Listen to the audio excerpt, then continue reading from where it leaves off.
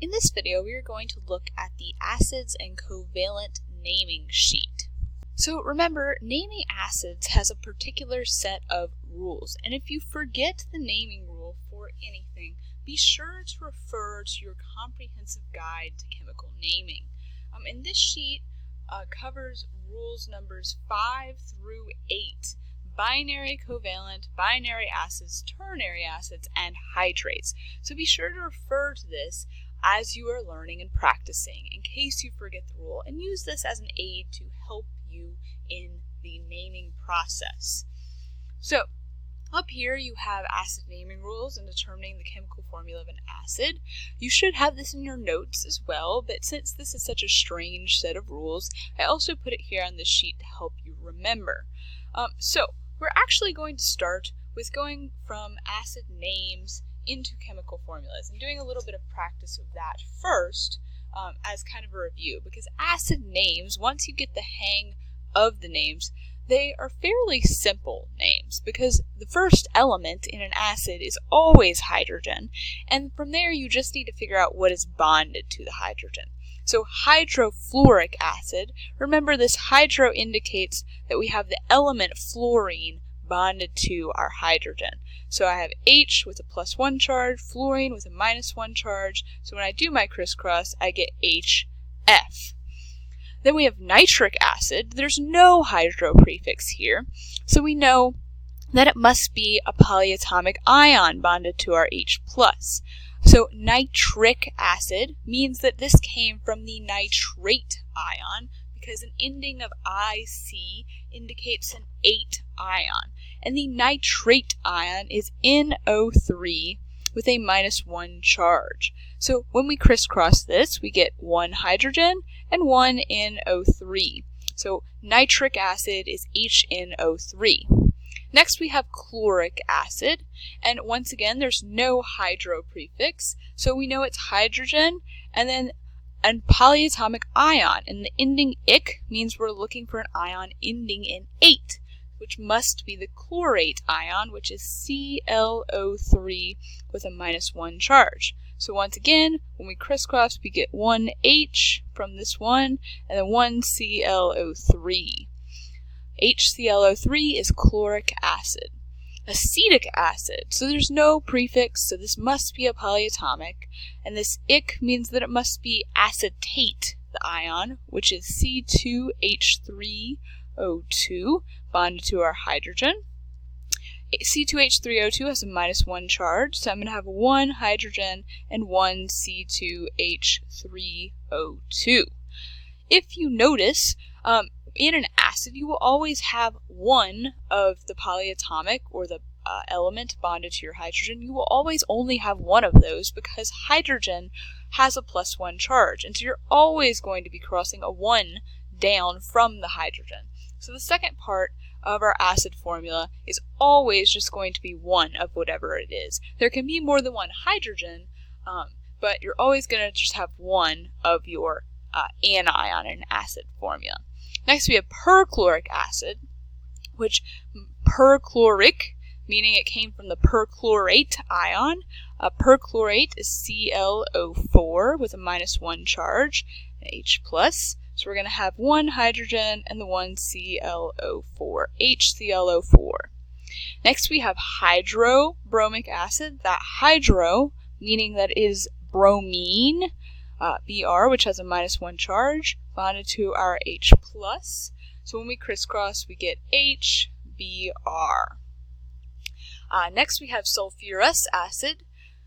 Since there's no hydro prefix, we know it must be a polyatomic, and it ends in OUS. That means it is the sulfite ion, which is SO3 with a 2- charge bonded to our H+. So we get H2 coming down, SO3.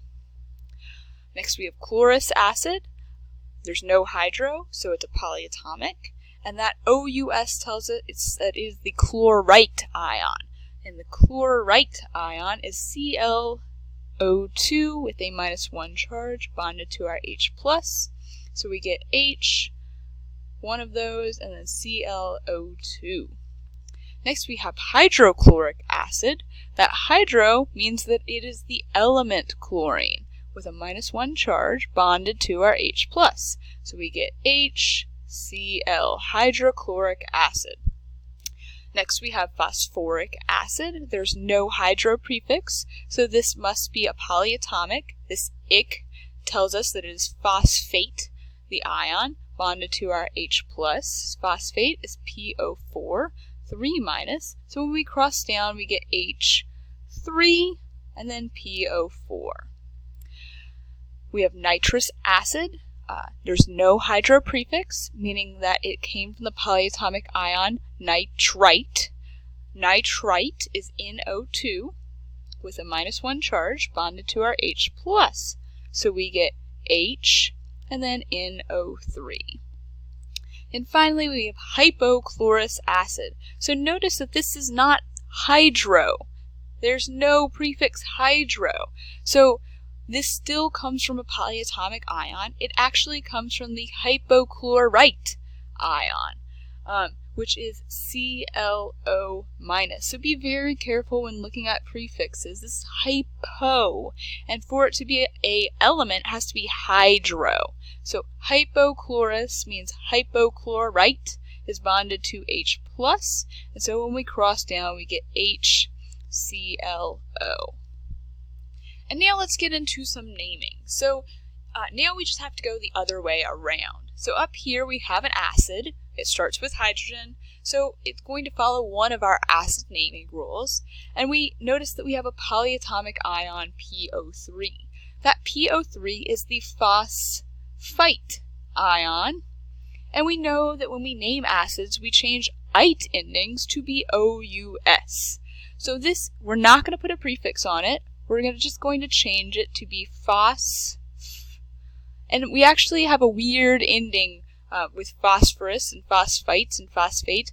It's not just going to be phosphorus acid, it's actually going to be phosphorus acid. So we take the whole word phosphor, and we just take off the US at the end of phosphorus, and we make it phosphorus acid. Kind of a weird root there, but phosphorus acid coming from phosphite and hydrogen.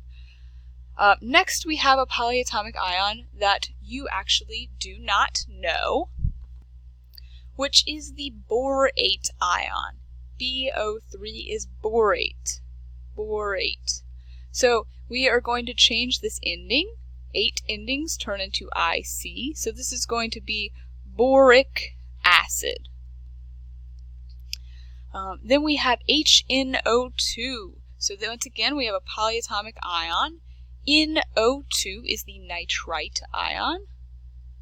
And that ite ending is going to change to OUS. So this is going to be nitrous acid. Next we have one that just has an element. So we don't have a polyatomic ion. So we know we need to start our name with hydro. And then we are going to take the root of iodine, which is iod, and then we are going to change the ending to ic, so iodic. So let me show you how that works. We have iodine, and we keep the iod part, and we change the INE to IC, so we have hydroiodic, and then we just throw on the word acid. Then we have another polyatomic ion, C2H3O2, that is the acetate ion. So that 8 ending is going to change to IC. And we put acetic acid. And then finally we have HClO, and that ClO we said earlier is the hypochlorite ion. So that ITE is going to change to OUS. So we are going to have hypochlorous acid, which is exactly the same that we had in number 12, just flipped. Then on to the back of this sheet, we are now looking at covalent naming. And I think actually that covalent naming is one of the easiest names to make. Because you just add prefixes to the words, and you then change the ending of the second word to IDE. The only important thing to remember is that if there is only one of the first element, like here in nitrogen N1O4, then you don't put a prefix on the first nonmetal. So you can tell that something's covalent because it's made up of all nonmetals. So N3O2, both nitrogen and oxygen are nonmetals, so this is going to get a covalent name. It is binary covalent. So we have 3 nitrogens, so we're going to put the prefix meaning 3, which is tri, and then we're going to put the word nitrogen. So we have trinitrogen, and then for the second word we're also going to use a prefix indicating that it's 2, so di, but then we need to change the ending on oxygen to IDE. And remember, oxygen's a little weird. We take off the whole egen part and we change that whole thing to IDE. So dioxide. Trinitrogen dioxide. Our next one is SCl4. So this first element is sulfur, and there's only one of it, which we normally would indicate with the prefix mono, but since it's the first element, we don't use the prefix, so it's just sulfur. And then the prefix meaning 4 is tetra, and we're going to change chlorine to chloride. So instead of chlorine, we take that INE off, and we change it to IDE, chloride. Next we have AS. AS is arsenic, which is right here on the periodic table. It is a metalloid, but sometimes we can have covalent compounds that are made of a metalloid and non-metal, and they still follow the rule that says they do not have a metal, so it's not ionic. So arsenic, there are 2 arsenics, so we're going to use di-arsenic.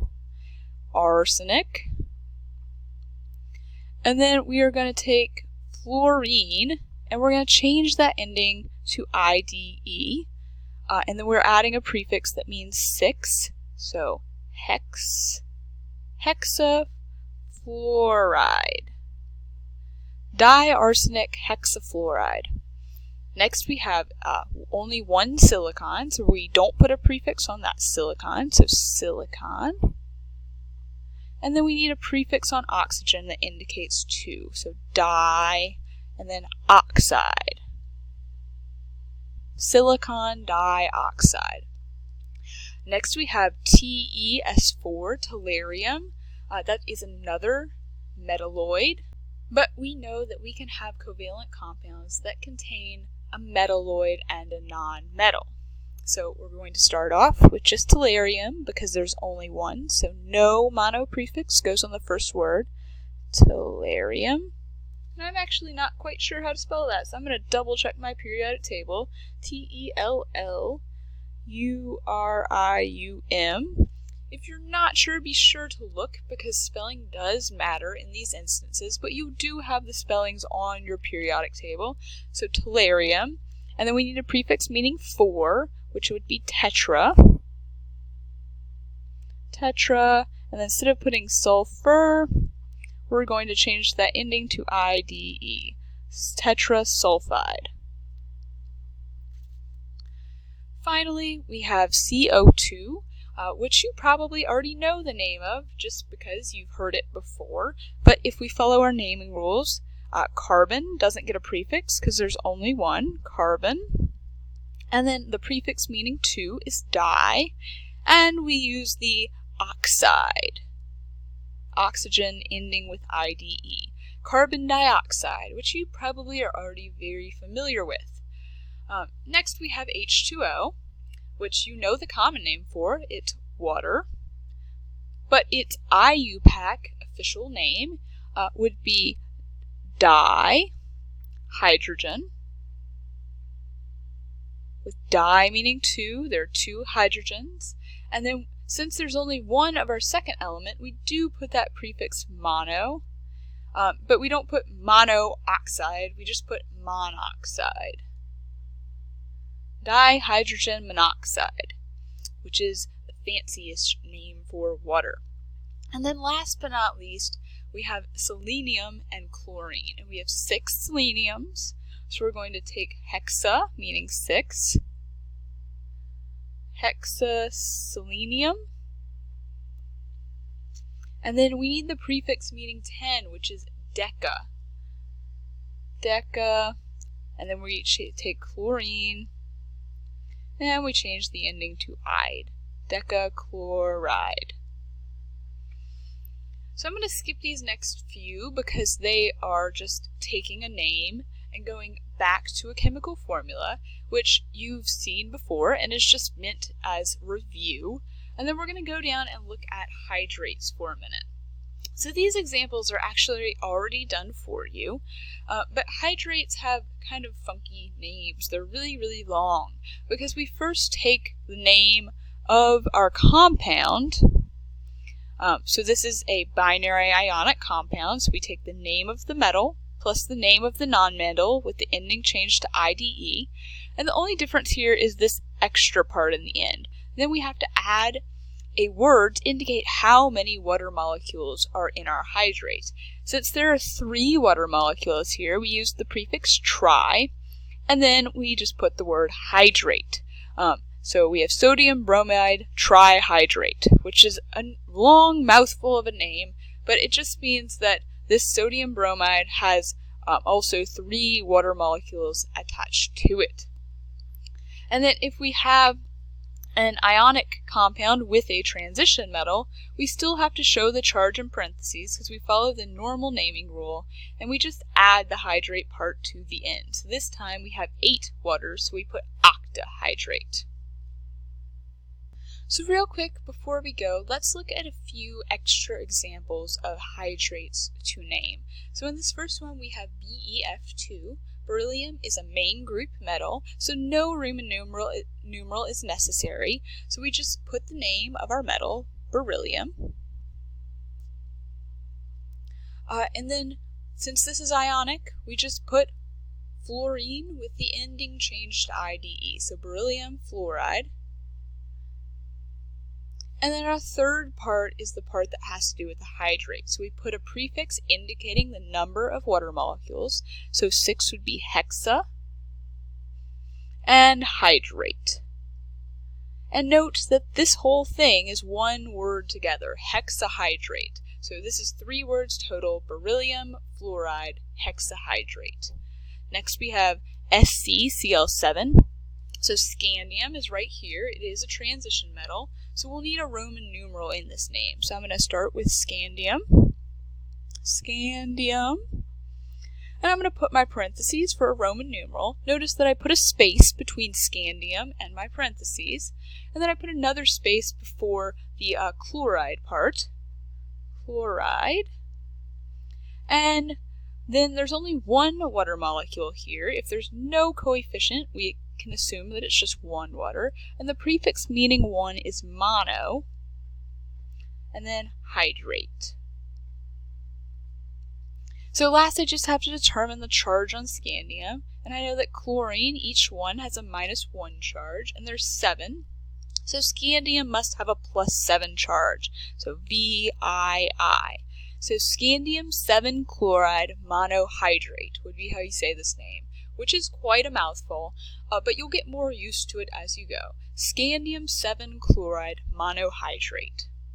And then lastly, we have Yi3. So yttrium is a transition metal, yttrium. So we will need a Roman numeral. And then we have iodine, so we're going to make that iodide. As we change iodine, we change the INE to IDE. Yttrium, and then iodide, and then we need to indicate that there are 9 water molecules. So that would be nona, and then hydrate. And then finally we just need our charge on yttrium.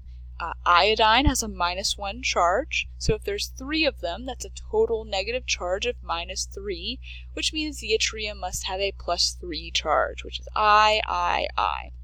So we have yttrium 3 iodide, nonahydrate.